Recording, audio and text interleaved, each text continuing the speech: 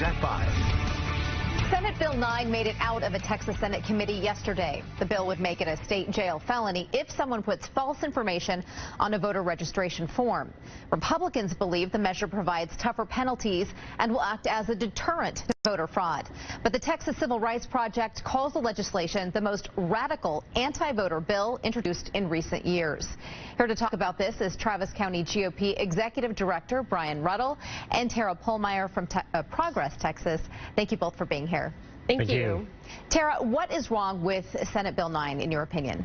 We absolutely agree with the Texas Civil Rights Project on this bill. Senate Bill 9 makes it a crime to drive someone to the polls. It makes it a crime to simply make an honest mistake on your voter registration form. And so all of these tiny things that are honest mistakes that anyone can make are really the penalties here with Senate Bill 9. Not only would this bill make it a deterrent to even register to vote, but it would make it a deterrent to go to the polls. And what we're seeing right now is that Texas is already one of the lowest rate of voting states in America, and we need laws that not only encourage people to vote, but for sure do not deter people from voting. Brian, why would there be a need for SB 9 in Texas?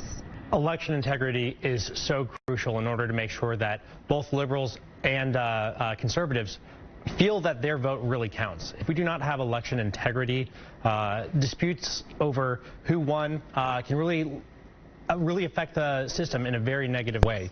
SB 9 is not what I think my colleague here makes out to be as some anti-voter legislation. This is about at the heart of this bill is creating a paper trail to make sure that if any issues do occur, we can check. I think that's something that over the course of this last election cycle, we heard a lot from Democrats about wanting to make sure that we had integrity in our elections, and we have a chance right now to do that. Tara, the legislation also calls for a paper backup.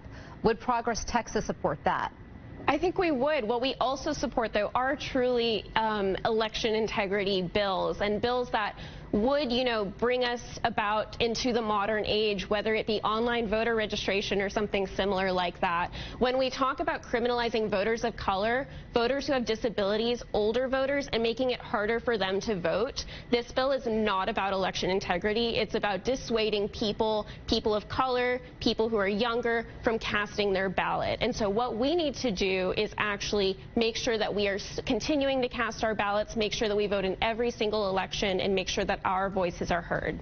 And Brian, voting rights groups are calling this legislation voter suppression. What is your argument?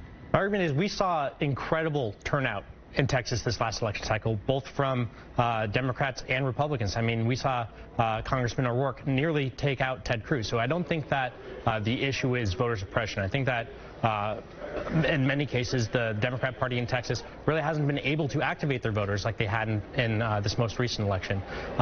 I don't see this bill as criminalizing any African Americans or older voters or even any individuals with disabilities. This bill just provides protections to make sure that those individuals, especially the disabled community, are not taken advantage of, that we know when somebody drives into the polls who they are. I think this is a safety measure that would really help protect our senior citizens. Okay, we are out of time, but Brian, Tara, thank you both for sharing your perspectives with us tonight. Thank you. Thank you.